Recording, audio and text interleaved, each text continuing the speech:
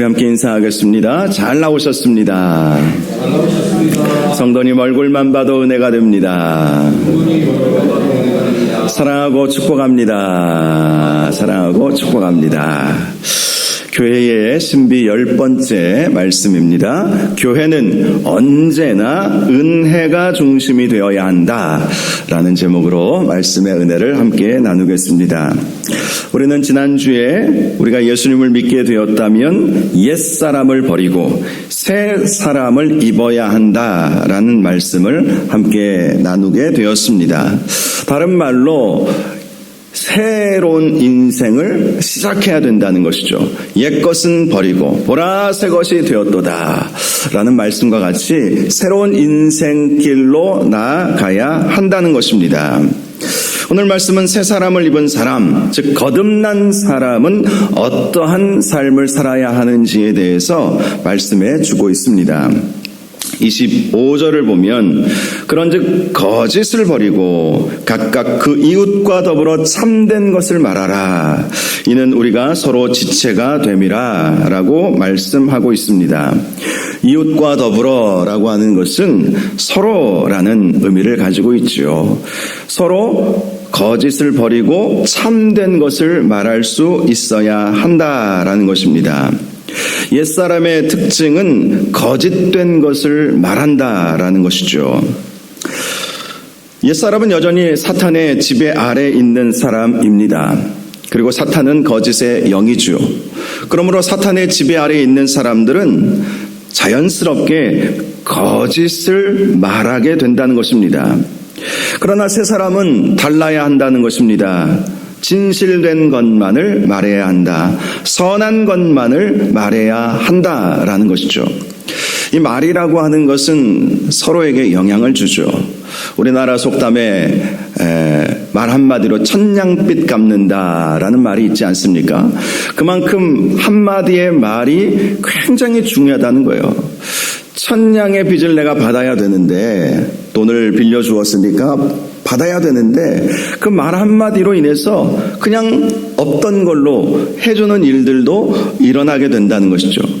말 한마디가 천냥의 그 돈의 가치보다도 더 클 때가 참으로 많이 있다는 것입니다. 특별히 우리는 그리스도 안에서 한 지체가 되지 않았습니까? 그러므로 서로 긴밀하게 연결되어 있습니다. 떨어지면 죽는 것이죠. 팔이 나 싫어 하면서 몸에서 떨어져 나간다면 결국 그 팔은 혈액 공급을 받지 못하게 되므로 결국 떨어져 나가는 것이죠. 포도나무의 가지가 포도나무에 붙어 있어야 열매를 맺을 수 있지 않습니까? 떨어져 나가면 결국 불에 던져 살라지는 법인 것입니다. 우리는 그리스도 안에서 한 지체가 되어 있기 때문에 서로가 어떤 말을 하느냐에 따라서 많은 영향을 받을 수밖에 없다는 것입니다. 그래서 우리 교회 공동체 안에서는 거짓을 버리고 이웃과 더불어 참된 것을, 진실만을 말해야 한다는 것이죠. 26절을 보면 분을 내어도 죄를 짓지 말며 해가 지도록 분을 품지 말라고 말씀하고 있습니다.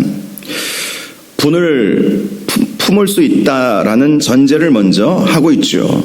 우리가 새 사람이 되었어도 분을 품을 수 있고 분을 낼 수 있습니다. 이 분을 의분이라고 할 수 있죠.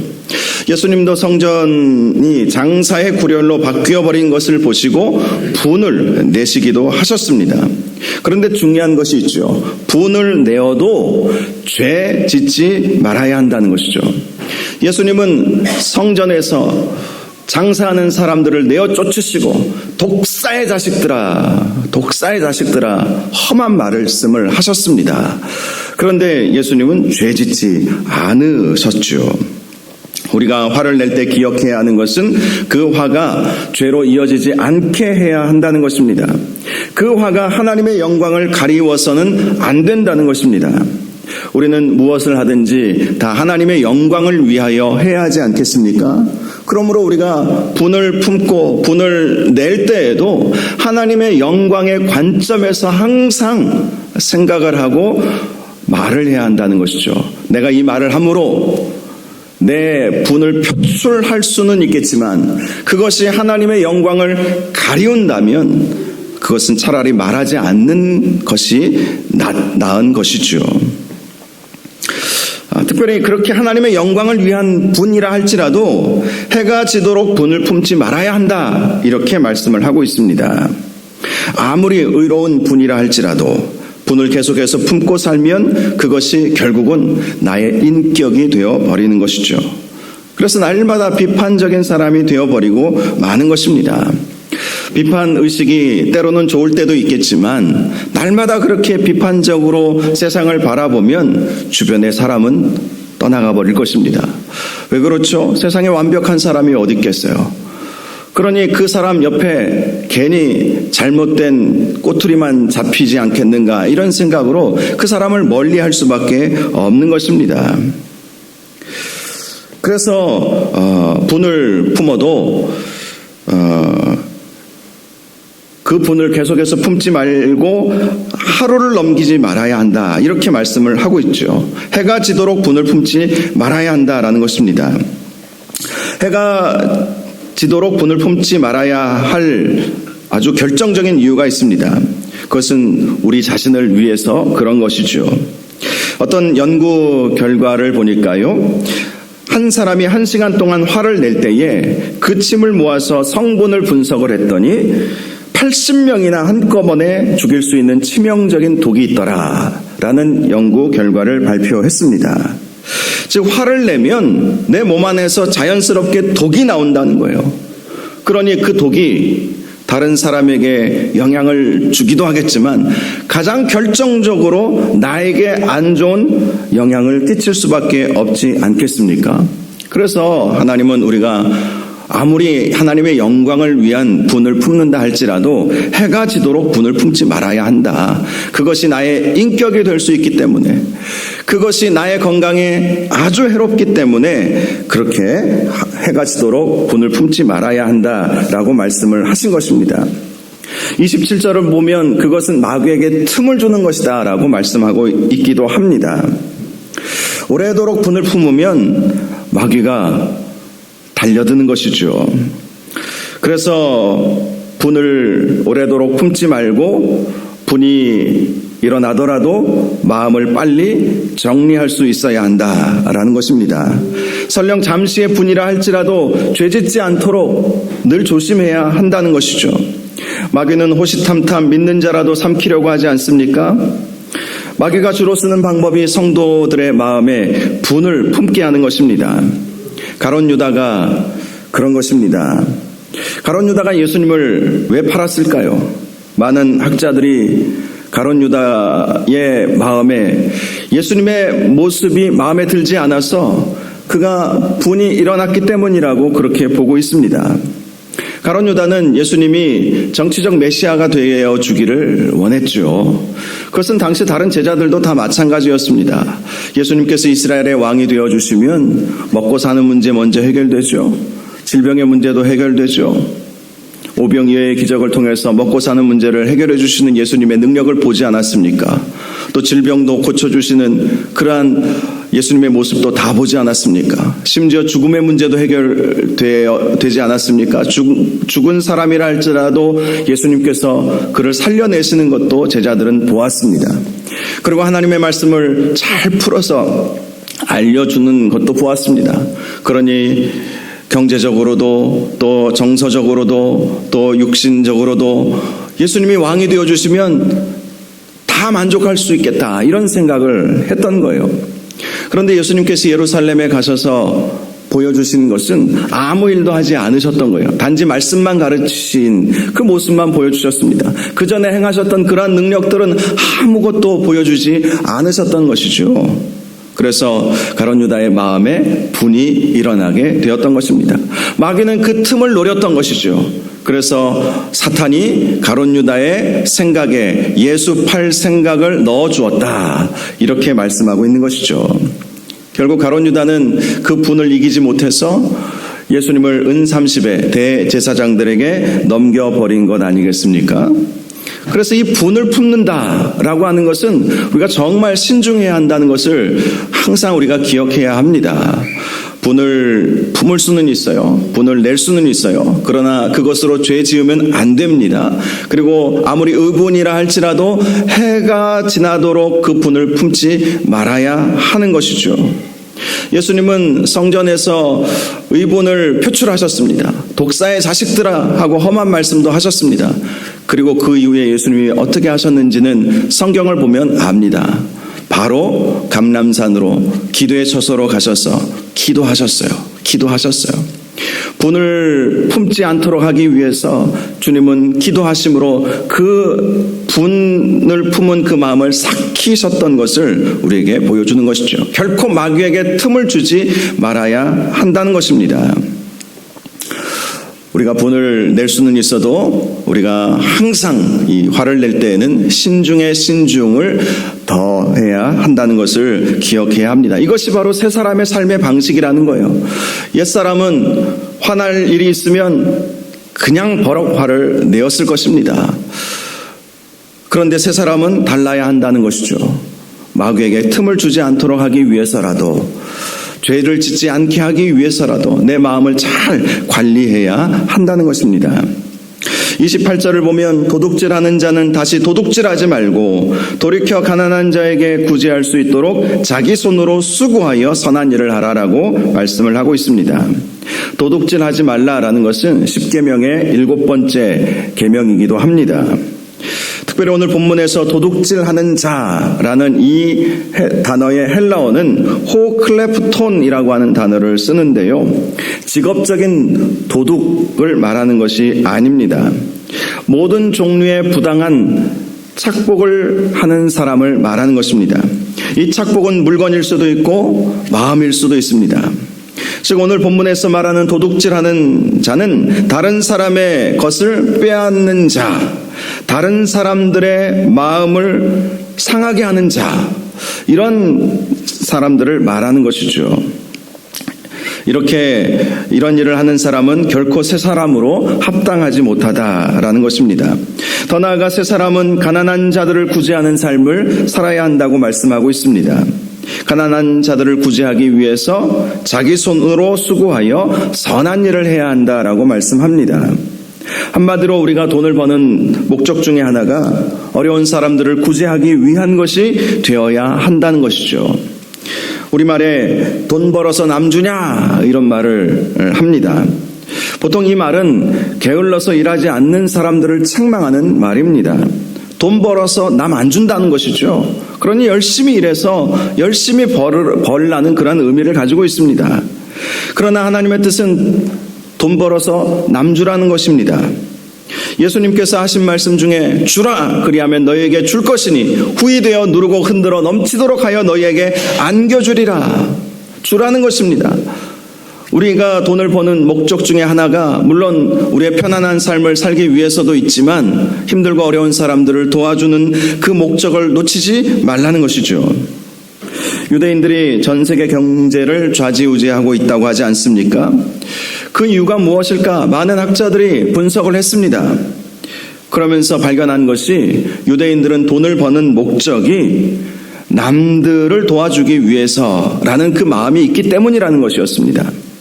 유대인들은 공부를 해도 그 공부를 통해서 자신만의 출세를 목적으로 삼지 않는다고 합니다. 그렇게 열심히 공부해서 남들에게 도움이 되는 사람이 되기를 원하는 마음을 어렸을 때부터 교육을 받게 된다는 것이죠. 그러니 하나님께서 도우시는 거예요. 그것이 하나님의 뜻이기에 유대인 부모들은 자녀들이 네가 돈을 벌면 너만을 위해서 살 것이 아니라 어렵고 힘든 사람들을 도와주어야 한다. 그 목적을 놓쳐서는 안 된다. 네가 왜 열심히 공부해야 하느냐? 너의 출세를 위한 것이 아니라 세상을 이롭게 하기 위해서, 사회를 밝게 만들기 위해서 네가 열심히 공부해야 하는 거야. 그렇게 가르치는 것이죠. 그러다 보니 유대인들은 어렸을 때부터 이타심의 훈련을 받게 되는 것이죠. 이기심이 아니라 이타심의 훈련을 받는 것입니다. 공동체를 생각하고 사회를 생각하는, 세상을 생각하는 그런 사람들이 되는 거예요. 그러니 유대인들이 지금도 세계 경제를 좌지우지하고 또 노벨상 수상자도 제일 많이 수상자를 배출하는 그러한 민족이 된 것 아니겠습니까? 29절을 보면 세 사람은 무릇 더러운 말은 너희 입 밖에도 내지 말고 오직 덕을 세우는 대로 소용되는 대로 선한 말을 하여 듣는 자들에게 은혜를 끼치게 하라라고 말씀을 합니다. 세 사람의 특징은 말이 다르다라는 것이죠. 세 사람은 더러운 말을 하지 않습니다. 더러운 말은 문자적으로 썩은 말, 부패한 말을 지칭하는 것입니다. 험담이나 중상, 모략과 같은 말을 말하는 것이죠. 세 사람은 더러운 말을 입 밖에도 내지 않는다는 것입니다. 썩은 말, 부패한 말, 험담이나 중상, 모략과 같은 말들을 입 밖에도 내지 않는다는 것입니다. 그러한 더러운 말이 자신도 더럽게 만들어 버림을 알기 때문에 더욱 말에 주의를 기울이는 것입니다. 민수기 말씀을 보면 하나님은 하나님의 귀에 들린 대로 행하신다라고 말씀을 하셨습니다. 즉 우리가 더러운 말을 하면 그 더러움이 나에게 임하게 된다는 것이죠. 그래서 사도 바울은 우리가 새 사람으로서 어떤 말을 해야 하는가 세 가지를 말씀해 주고 있습니다. 먼저는 덕을 세우는 말을 해야 한다라는 것이었습니다. 덕을 세우는 말. 덕을 세우는 말은 칭찬과 격려의 말을 의미하는 것입니다. 칭찬은 고래도 춤추게 하지 않습니까? 그러므로 덕을 세우는 말을 함으로 사람을 세우고 살릴 수 있어야 한다는 것이죠. 내 말이 사람을 죽이는가, 사람을 살리는가, 그것을 생각하면서 사람을 세우고 살리는 그런 말들을 해야 한다는 것입니다. 그것이 세 사람의 특징이라는 것입니다. 두 번째는 선한 말이라고 말씀하고 있습니다. 선한 말은 예의 바르며 상대방을 배려하는 말을 의미하는 것입니다. 비록 상대방이 자기보다 어릴지라도 자기 아랫사람이라 할지라도 마찬가지입니다. 세 사람은 언어의 품격을 가지고 있어야 하는 것입니다. 말에 선함이 묻어나와야 하는 것입니다. 세 번째는 은혜로운 말을 해야 한다라고 말씀하고 있습니다. 말이라고 하는 것은 그 사람의 내면의 표현이죠. 은혜로운 말을 하기 위해서는 우리의 삶 속에 은혜가 흘러 넘쳐야 합니다. 은혜 충만한 삶을 살 때에 은혜로운 말을 하게 되죠. 은혜는 말씀과 기도를 통해서 오지 않습니까? 그러므로 우리가 은혜로운 말을 하려면 말씀과 기도에 더욱더 집중해야 하는 것입니다. 그럴 때 우리의 말을 통해서 하나님의 뜻이 전달되는 것이죠. 은혜로운 말이라고 하는 것은 우리의 말을 통해서 하나님의 마음과 하나님의 뜻과 하나님의 생각이 전달되는 것을 의미하는 것입니다. 바로 이렇게 세 사람은 말이 달라야 한다는 것을 말씀해 주고 있는 것이죠. 야고보서 3장 5절을 보면 야고보는 우리의 혀에 대해서 작은 지체이지만 작은 불이 얼마나 많은 나무를 태우는 것을 생각해 보라라고 말씀을 하고 있습니다. 작은 불 하나가 온 산을 다 태우지 않습니까? 지난 봄에 그런 일이 있었죠. 그 작은 불씨 하나가 바람이 부니까 불이 막 날아다닌다고 하지 않습니까? 그래서 정말 많은 나무들을 태워버리는 일을 우리는 똑똑히 보았습니다. 혀도 마찬가지라는 거예요. 혀가 작지만 결코 작지 않다는 것입니다. 그 말 한마디로 온 공동체를 다 불로 태워버릴 수 있을 만큼 강력한 힘을 가지고 있는 것이 혀라고 말씀하고 있습니다. 야고보서 3장 6절을 보면 혀는 곧 불이요 불의의 세계라 이렇게 말씀하고 있습니다. 이 말씀은 죄악된 인간의 본성은 본질적으로 불의한 말을 할 수밖에 없다는 것입니다. 그래서 야고보 사도는 혀를 제갈 물려야 한다 이렇게 말씀하기도 했습니다. 사람마다 듣기는 속히 하고 말하기는 더디하라 이렇게 말씀하기도 했습니다. 말의 실수가 너무나도 많기 때문이라는 것이죠. 물론 우리는 말하지 않고 살 수는 없습니다. 그래서 우리는 우리의 말에 더욱 신중을 기해야 합니다. 그리고 언어 훈련을 잘 받아야 합니다. 우리가 어떤 말을 자주 하고 있는가 그것을 항상 생각해보고 내 말이 오늘 말씀처럼 덕을 세우고 있는가 선한 말을 하고 있는가 은혜로운 말을 하고 있는가 항상 그러한 부분들을 생각하면서 자꾸 훈련시켜야 한다는 것이죠.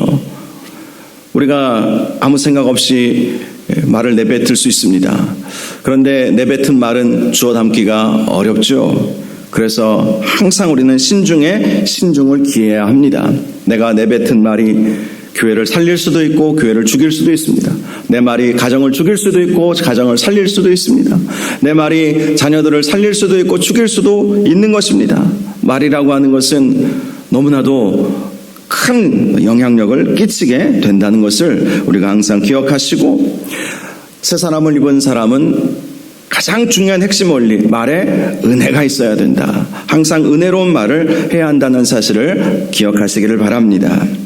30절을 보면 새 사람을 입은 사람은 하나님의 성령을 근심하게 하지 말아야 한다라고 말씀하고 있습니다. 새 사람은 이미 성령님께서 내주하여 계시는 사람이지요. 이미 성령님께서 내주하여 계심으로 우리 자신이 성전이 된 사람을 말하는 것입니다. 그러므로 우리는 우리 안에 계신 성령님을 근심하게 하지 말아야 합니다. 성령님께서 근심하실 때가 언제일까요? 그것은 거룩함에 거하지 않을 때입니다. 성령님은 거룩의 영이시기 때문에 우리가 거룩하지 않으면 근심하시는 거예요. 거룩의 다른 의미는 구별됨을 의미하고 있습니다.